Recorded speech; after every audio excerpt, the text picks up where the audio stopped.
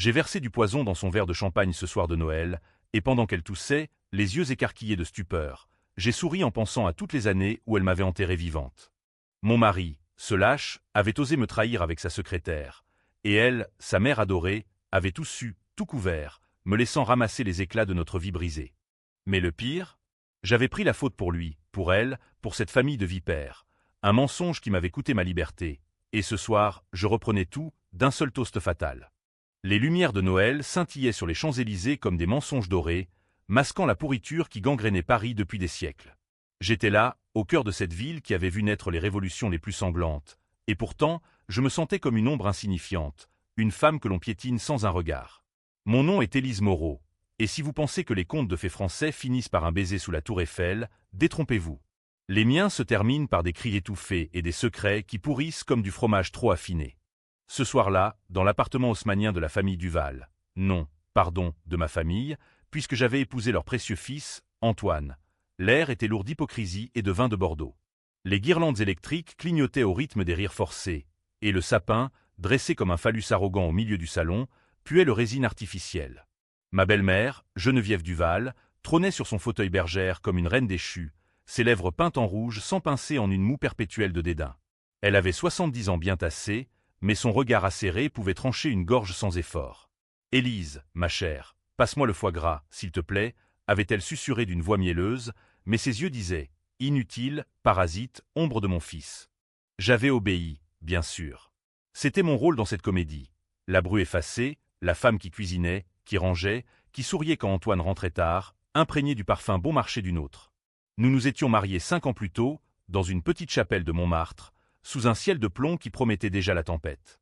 Antoine était avocat, brillant, charismatique, le genre d'homme qui cite Voltaire au lit pour vous faire fondre. Moi, j'étais professeur de littérature à la Sorbonne, spécialisé en romans noirs du XIXe siècle, Balzac, Hugo, ces âmes tourmentées qui disséquaient la société comme un cadavre. Ironie du sort, j'enseignais la vengeance, mais je n'avais jamais osé la vivre.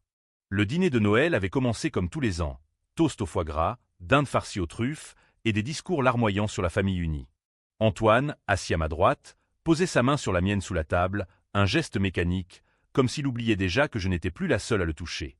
Geneviève, en face, me scrutait, son collier de perles serré autour de son cou comme un garrot. « Élise, tu n'as toujours pas d'enfant ? À ton âge, c'est décevant. Antoine mérite une lignée, pas une stérilité imaginaire. » Ces mots avaient glissé comme un couteau dans du beurre, et les convives, oncle Gérard, cousin Louis, et la gouvernante muette, avaient baissé les yeux, complices dans leur silence. J'avais senti la rage monter, cette bile acide qui ronge les tripes depuis trop longtemps. « Mère, » avais-je répondu doucement, « les enfants ne se fabriquent pas sur commande. Peut-être que c'est Antoine qui est défaillant. » Un silence de mort. Antoine avait retiré sa main, comme si je brûlais. Geneviève avait ri, un aboiement sec.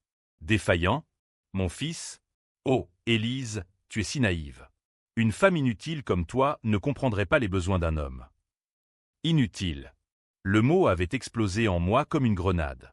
Des années de mesquinerie, de regards en coin, de portes fermées quand je demandais des comptes. Et ce soir, sous les bougies vacillantes, j'avais craqué. Inutile, avais-je répété, ma voix un murmure de velours empoisonné. Laissez-moi vous montrer ce qu'une femme inutile peut faire. J'avais levé mon verre, et dans un geste fluide imperceptible, j'y avais glissé les gouttes de digital pourpre. Un extrait que j'avais distillé moi-même, dans le secret de mon laboratoire improvisé à la cave. La digitale, fleur des sorcières, qui fait battre le cœur jusqu'à l'arrêt. Geneviève avait porté le verre à ses lèvres, curieuse, presque amusée. À la famille, avait-elle trinqué. Et puis, le chaos, sa gorge qui se serre, ses yeux qui s'écarquillent, un râle qui fait trembler les couverts. Antoine hurle, se précipite, mais il est trop tard. Elle s'effondre, le champagne empoisonné coulant de sa bouche comme du sang dilué. « Que as-tu fait » crie-t-il, mais dans ses yeux, je vois non pas du chagrin, mais de la peur que je sache tout. Car oui, je savais. Tout. Le soir où j'avais surpris Antoine avec Claire, sa secrétaire, dans notre lit conjugal, à 2 pas de la chambre de mes beaux-parents. Geneviève n'avait pas seulement su, elle avait orchestré. « Protège mon fils », m'avait-elle dit un jour, après m'avoir convoqué comme une subalterne. Ou je te ruine. Et quand l'affaire avait éclaté, chantage, photos volées, un scandale qui menaçait la réputation des Duval, c'est moi qui avais pris la faute. J'avais avoué un adultère fictif, j'avais supplié le pardon, j'avais endossé le rôle de la traîtresse pour sauver leur précieux nom. En échange, le silence et une vie de miettes. Mais Noël n'est pas fait pour les miettes. C'est fait pour les festins ou les famines. Tandis que l'ambulance hurlait dans la nuit parisienne, sirène bleue déchirant le voile festif, je restais calme, les mains croisées sur mes genoux. Antoine me fixait, horrifié. Tu l'as tué. J'ai haussé les épaules. Non. Juste libéré. Comme tu m'as libéré de ton amour, il y a des mois. Les policiers sont arrivés vite. Trop vite pour une ville engorgée par les illuminations. Ils m'ont emmené, menottes froides mordant mes poignets, vers le commissariat du 8e arrondissement. Là, sous les néons crus, j'ai tout déballé. La liaison, le chantage, le mensonge qui m'avait fait porter le chapeau. Gan titaille. Non, en français, on dit « porter le chapeau », mais c'est la même ignominie. Geneviève n'était pas morte, pas encore. Les urgences l'avaient sauvée in extremis, son cœur de pierre résistant à la digitale comme à tout. Mais le mal était fait. La famille Duval vacillait, et moi, j'étais l'ouragan.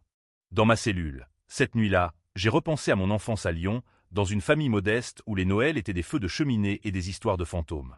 Mon père, ouvrier, me lisait Les Misérables avant de dormir, et j'apprenais que la justice n'est pas celle des tribunaux, mais celle du cœur ulcéré.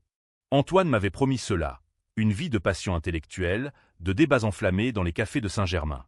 Au lieu de quoi, j'avais hérité d'une belle-mère qui me traitait comme une domestique et d'un mari qui préférait les cuisses de sa secrétaire aux miennes. Le lendemain matin, l'avocat des Duval, un requin nommé Maître Lefebvre, est venu me voir. « Élise, c'est une folie. Geneviève est en soins intensifs, mais elle survivra. Rétracte-toi. On peut tout étouffer. » J'ai ri, un rire qui a fait écho dans les murs de béton. « Étouffer ? Comme vous avez étouffé ma vérité. » Il a blêmi. « C'est pour le bien de la famille. » Le bien de la famille. Ces mots, comme un mantra empoisonné. Libéré sous caution, grâce à l'argent sale des Duval, ironie suprême. Je suis rentré chez moi, cet appartement qui puait encore le fantôme de notre mariage. Antoine m'attendait, les yeux rougis, non par les larmes, mais par la vodka. Pourquoi, Élise? Pourquoi elle?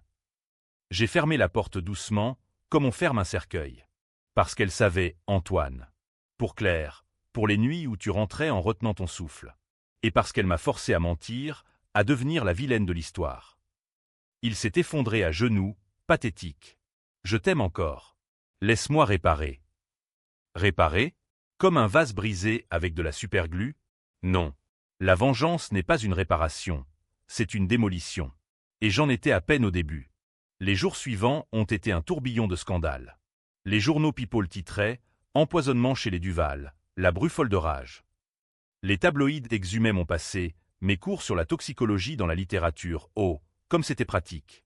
Geneviève, sortie de l'hôpital, avait porté plainte, bien sûr. Mais dans ses yeux, quand on s'était croisé au tribunal, il y avait autre chose, une lueur de respect ou de peur. « Tu es un monstre », m'avait-elle craché. Non, mère. Juste une femme qui a appris à mordre. Antoine, lui, louvoyait. Il m'appelait la nuit, suppliant, puis raccrochait pour appeler Claire. J'avais engagé un détective privé, un ancien flic lyonnais aux moustaches jaunies, pour creuser. Et là, le premier twist. Geneviève n'était pas seulement complice, elle avait financé la liaison. Des virements discrets vers le compte de Claire, pour soutenir une jeune carrière. Pourquoi?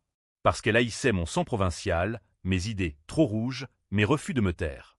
Elle voulait un héritier pur, une bru de bonne famille, pas une intello qui lisait Sartre au petit déjeuner. La rage bouillonnait à nouveau. Mais la vengeance française n'est pas brutale comme un coup de couteau. Elle est lente, comme un vin qui fermente. J'ai commencé par les petites choses, des lettres anonymes aux associés d'Antoine, révélant ses adultères.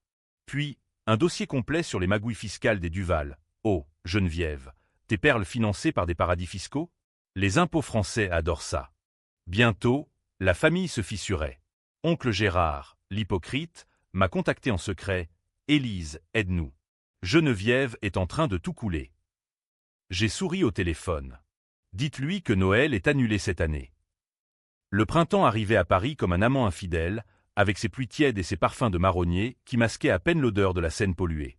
J'avais quitté l'appartement haussmannien pour un studio minuscule dans le Marais, un antre de livres moisis et de bougies noircies où je complotais ma revanche comme une sorcière du Moyen-Âge. La plainte de Geneviève traînait en justice. Tentative d'homicide, disaient les chefs d'accusation, mais son avocat, ce serpent, cherchait des failles. Manque de preuves, arguait-il. Preuves? J'en avais des montagnes, cachées dans un coffre-fort à la banque, attendant le moment propice. Antoine m'avait traqué comme un chien perdu. Des fleurs livrées chaque jour, des roses rouges, symboles de passion ou de sang, et des messages larmoyants. Reviens, Élise. Sans toi, je suis rien.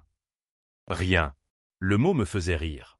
Lui, qui avait tout eu, l'amour d'une femme, la protection d'une mère, une carrière pavée d'or. Et moi? J'avais sacrifié ma réputation pour son mensonge, avouant un adultère imaginaire devant un juge compatissant qui m'avait donné une tape sur l'épaule. Les femmes comme vous reviennent toujours, Madame Moreau. Reviennent pourquoi? Pour être piétinées à nouveau? Un soir, alors que je sirotais un pastis amer au comptoir général, mon détective a appelé. Élise, vous aviez raison. Geneviève n'est pas clean. Elle a un passé. Un passé?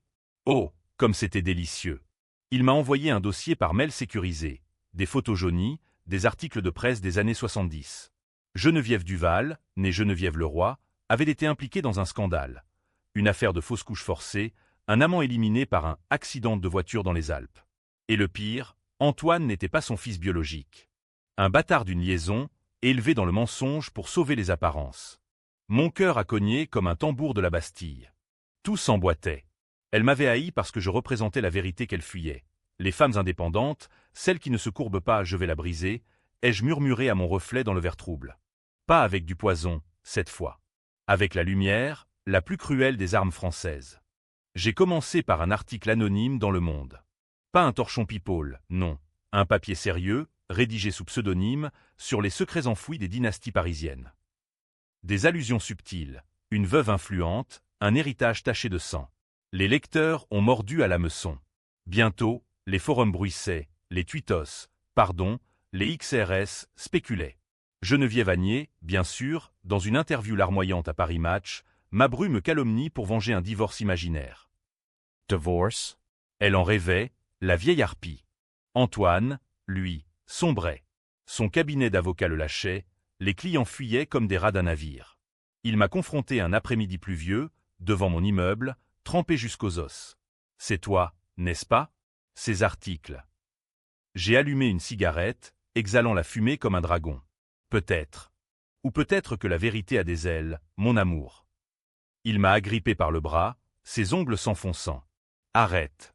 Pour nous. Nous? Il n'y avait plus de nous depuis qu'il avait glissé ses doigts sous la jupe de Claire. J'ai secoué son emprise, et dans un élan, oh, ce fut instinctif, je l'ai giflé. Le claquement a résonné dans la rue, attirant les regards des passants sous leur parapluie. Pour nous? Ai-je sifflé. Tu m'as forcé à mentir, Antoine. À dire au juge que j'avais un amant, que c'était moi la coupable. Et pourquoi? Parce que maman chérie ne supportait pas que son petit prince soit sali.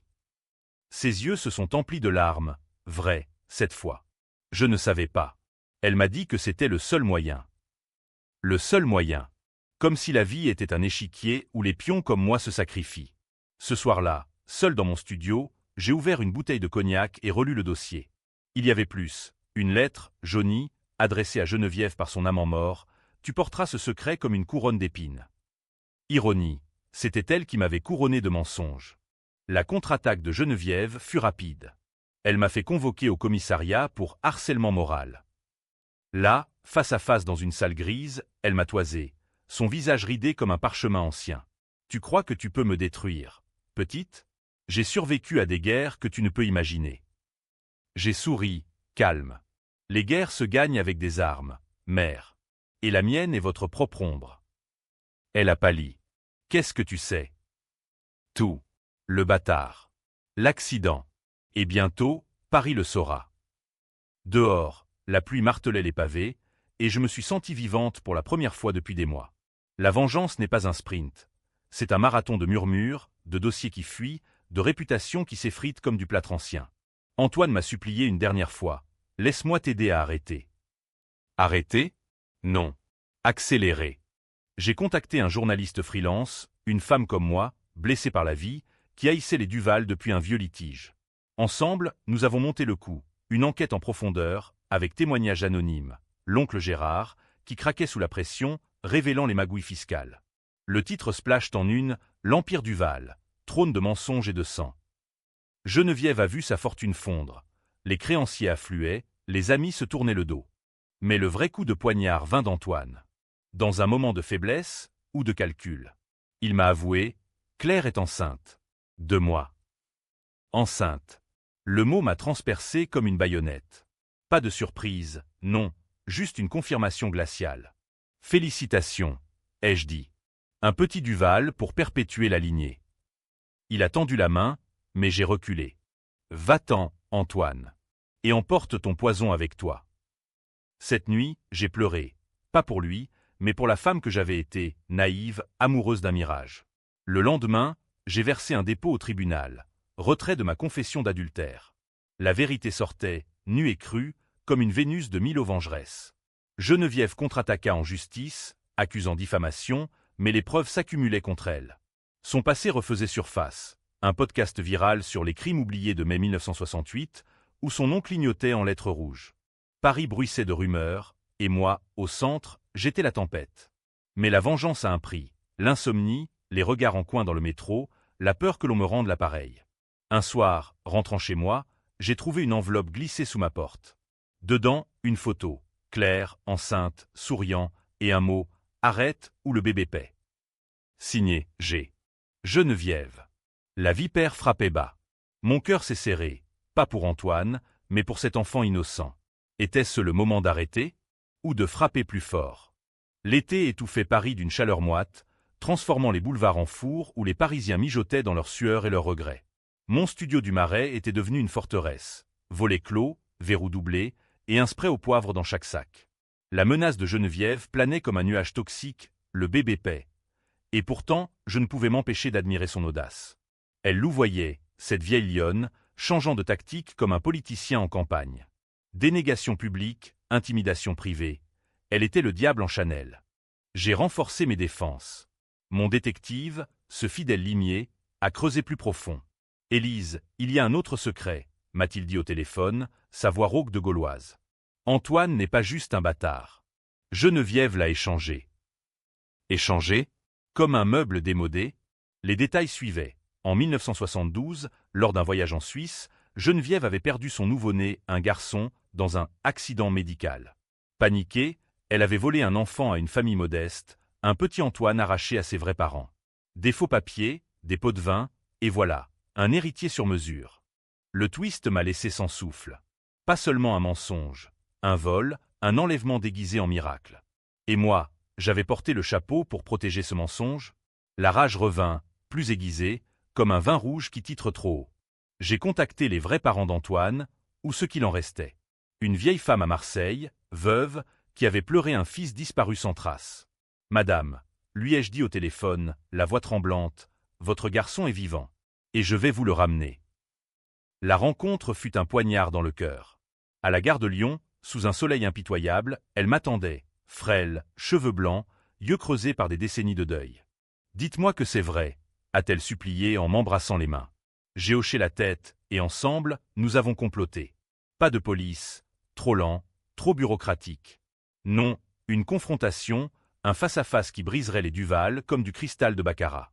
Antoine, apprenant la vérité par mes soins, une lettre glissée dans sa boîte, avec photo et certificat, s'est effondrée. Il m'a appelé en pleurs. C'est faux. Maman ne ferait pas ça. Ta maman? Ai-je raillé. Elle t'a volé, Antoine. À une famille qui t'aimait vraiment. Il a raccroché, puis rappelé des heures plus tard, aide-moi à comprendre. Comprendre? Trop tard. Mais il vint quand même, ce soir-là, dans mon studio, hagard, une bouteille de whisky à la main. Pourquoi me le dire maintenant? A-t-il demandé, affalé sur mon lit défait. J'ai versé 2 verres, le mien avec une dose de vérité brute. Parce que la vengeance n'est pas aveugle, mon amour. Elle voit tout. Et toi, tu es le pion qu'elle a sacrifié. Nous avons parlé des heures, des nuits volées, des mensonges qui nous liaient comme des chaînes. Pour la première fois, je vis l'homme derrière le masque, vulnérable, brisé. Je veux la vérité, murmura-t-il. Même si ça me détruit. La confrontation eut lieu un mois plus tard, dans le jardin familial des Duval, à Neuilly-sur-Seine, un écrin de rosiers et d'œufs étayés où les secrets pourrissaient sous la pelouse. Geneviève nous attendait, flanquée de son avocat et de 2 gardes du corps discret. La vraie mère d'Antoine, appelons-la Marie, était là, tremblante à mon bras, un chapelet serré dans la main. « Geneviève » ai-je lancé en traversant la grille, « le jeu est fini. Rendez-lui son fils. » Son visage s'est figé, puis un sourire carnassier. Son fils? Ce garçon est Duval. Toi, Élise, tu es une empoisonneuse, une menteuse. La police te pendra pour ce que tu as tenté à Noël. Antoine, pâle comme un linceul, s'avança. Maman, dis-moi que c'est faux. Elle hésita, l'espace d'une seconde, une faille dans l'armure. Puis, le LFANMT. Faux? Bien sûr que c'est faux. Élise te manipule, mon chéri. Elle veut te voler à moi. Marie fondit en larmes. Mon petit, je t'ai cherché partout. Geneviève la toisa comme une mendiante. Sortez d'ici, femme. Vous n'êtes rien. Le chaos éclata. Antoine hurlant, l'avocat appelant la police, moi capturant tout sur mon téléphone. Oh, la vidéo virale à venir. Dans la mêlée, Geneviève me gifla, ses bagues griffant ma joue. Salope, tu paieras. Je touchai le sang et souris. J'ai déjà payé, mère. Maintenant, c'est ton tour. La police arriva, emmenant Marie pour intrusion, mais le mal était fait.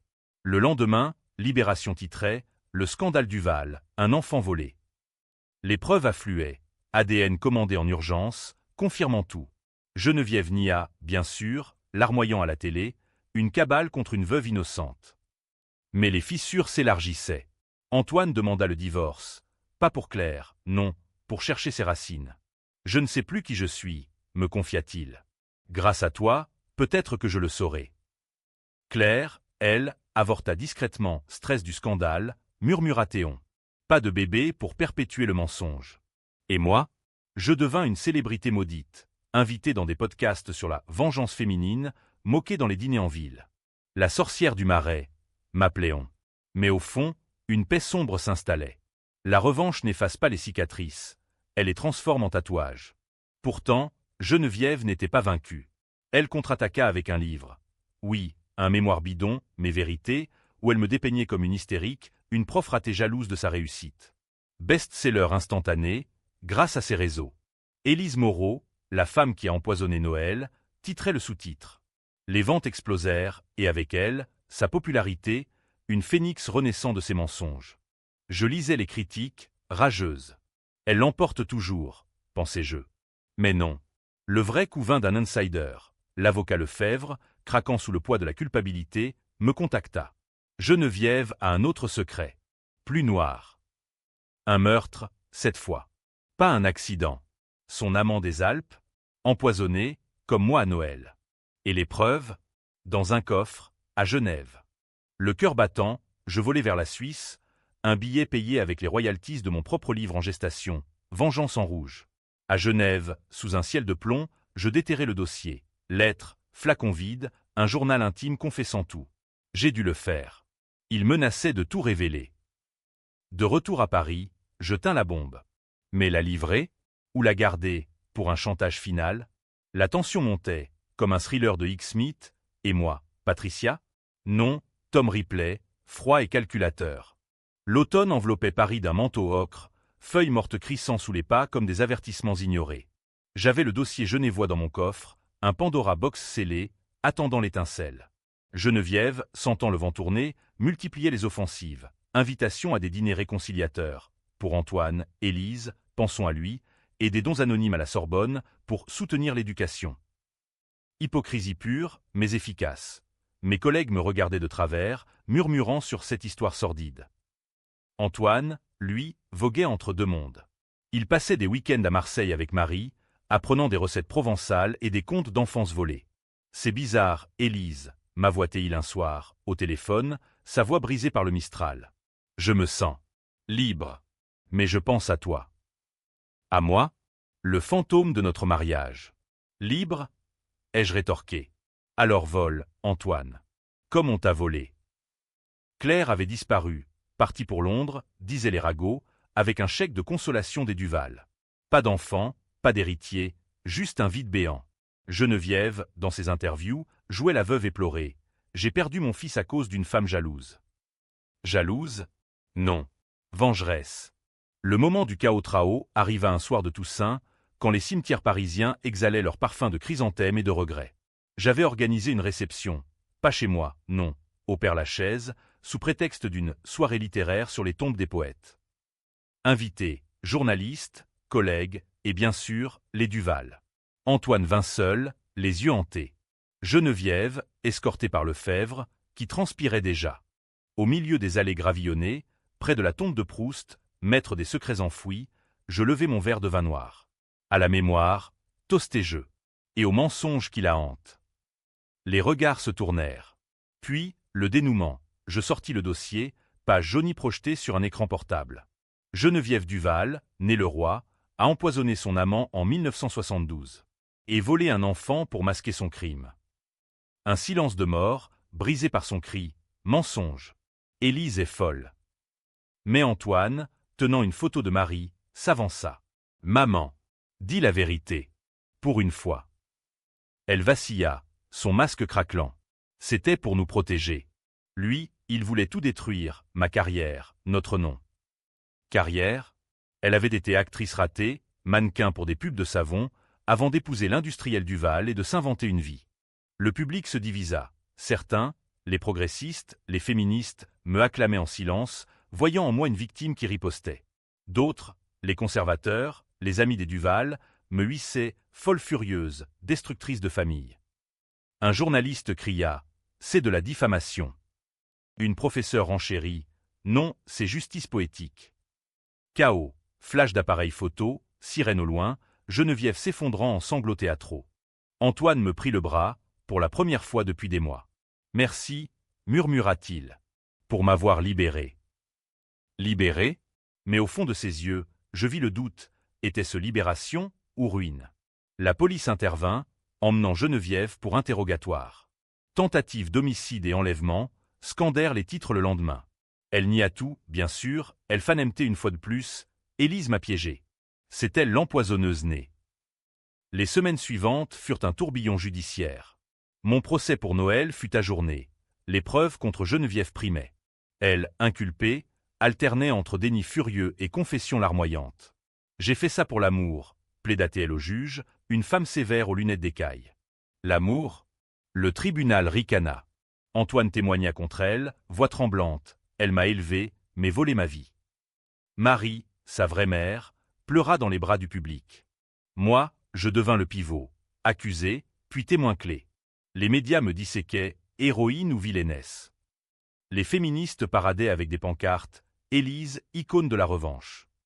Les traditionalistes contre-attaquaient, destructrice de valeurs familiales. J'étais au centre, et ça me terrifiait autant que ça m'exaltait. La vengeance, cette garce, divise les âmes. Un soir, seul avec un verre d'absinthe, je repensais au hougue de tout ça. Ce Noël maudit, ce femme inutile qui avait allumé la mèche. Utile, maintenant? J'avais démoli un empire, rendu un fils à sa mère, exposé un monstre. Mais à quel prix? Mon mariage en cendres, ma carrière suspendue, et une solitude qui rongeait comme l'acide. Antoine revint, un soir de pluie, avec un bouquet de lavande de Provence. Marie veut te rencontrer. Officiellement. J'ai ri, amer. Et toi? Qu'est-ce que tu veux? Il hésita, puis, toi, si tu veux encore. Encore? Le cœur tiraillé, je le laissai entrer. Nous parlâmes, fîmes l'amour, pas passionné, mais cathartique, comme un exorcisme. On recommence, murmura-t-il. Non, on réécrit. Mais Geneviève, de sa cellule, envoya un émissaire, Lefebvre, blême. Elle propose un deal. Retire les charges, et elle avoue tout, ton innocence pour Noël incluse. Deal? La tentation me noua la gorge. Pardonner pour la paix, ou pousser jusqu'au bout. L'hiver revenait sur Paris, un manteau de givre transformant la ville en un tableau de Brassailles, sombre, mystérieux, hanté par les ombres. Le procès de Geneviève battait son plein au palais de justice, ce monstre de pierre où les âmes se jugent depuis des siècles. Les audiences étaient un cirque, caméras braquées, public divisé en deux camps, les, pour Élise scandant « justice pour les volés », et les pro-Duval murmurant « famille d'abord ». Moi, assise au premier rang, j'étais le fantôme au milieu, témoin muet de ma propre création. Le twist final frappa comme un coup de tonnerre. Lors d'une audience, Geneviève, menottait mes altières, se leva et pointa un doigt tremblant vers moi. C'est elle. Élise a tout manigancé. Le poison, c'était son idée, pour me tester. Et l'enfant, elle a falsifié les documents. Le juge fronça les sourcils, et Antoine blêmit. Falsifié? J'ai bondi, mensonge. Vous délirez, Geneviève. Mais elle sortit une lettre, ma lettre, celle envoyée à Antoine sur son passé. Voyez, elle me hait depuis le début. Le public s'embrasa. Était-ce vrai? Avais-je poussé trop loin, inventé pour détruire? Non, les preuves tenaient, ADN irréfutable, journaux intimes authentifiés. Mais le doute s'insinua, poison lent. Les médias pivotèrent, Élise Moreau, vengeresse ou manipulatrice. Même Antoine douta, un soir, dans mon lit. Et si elle avait raison? Si j'étais juste un pion pour toi aussi? J'ai pleuré, pour la première fois depuis Noël. Non, c'était pour la vérité. Le juge, femme de fer, trancha, Geneviève coupable, enlèvement, empoisonnement, chantage.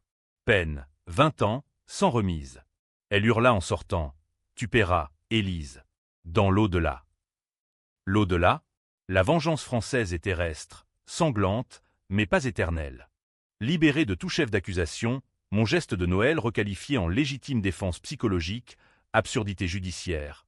Je sortis du tribunal sous une neige fine. Antoine m'attendait, Marie à son bras. On recommence, Élise. Une famille vraie. Une famille? J'hésitais, le cœur en lambeaux. Le bien ou le mal? Le choix vint seul.